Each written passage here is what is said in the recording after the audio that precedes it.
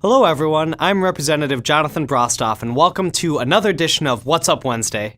March is Women's History Month, and to celebrate, Wisconsin Republicans want to talk about restricting access to women's health care, of course.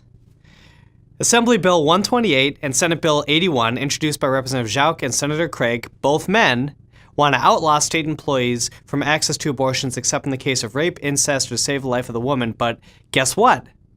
Their access to abortion is already illegal. The only qualified exception that this bill actually removes is a woman's right to an abortion for therapeutic reasons.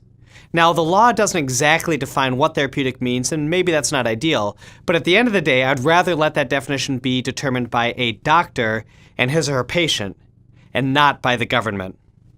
Republicans love to talk about how they are the party of small government. Well, this is a great opportunity to keep the government out of the doctor's office. We already prevent qualified and intelligent women diligently working for the betterment of Wisconsin from making their own healthcare decisions without state involvement. Let's not further remove the judgment of a healthcare professional from making this determination as needed. It's not just about the life of the mother, it's also about the general health and well-being of the woman. I commemorate Women's History Month by standing with women in their right to choose. The GOP commemorates it by passing legislation that further strips away rights from a woman. Quite a sad state of affairs. Next up, I'd like to talk about Assembly Bill 143 and Senate Bill 91 from Representatives Mason and Senator Hansen, which would create a student loan refinancing authority.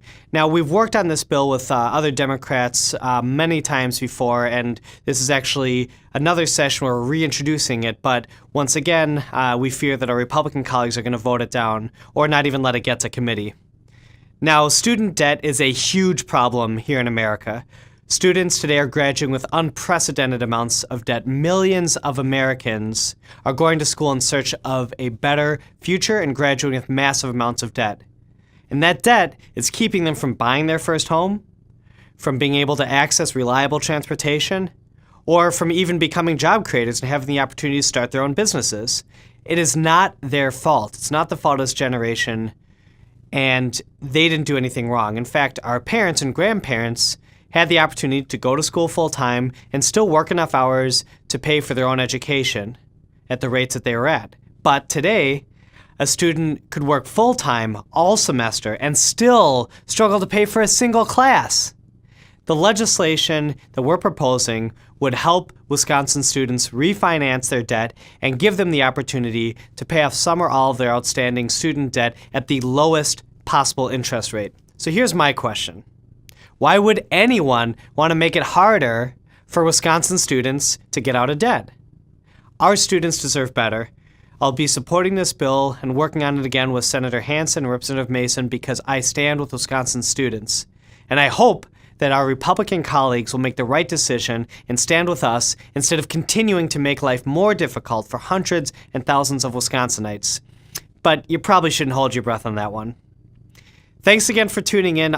I appreciate your watching us this week, and be sure to check out our next episode of What's Up Wednesday. Please share it with your friends, share it with your family, visit my website, stay in touch. Thanks again, and that's what's up.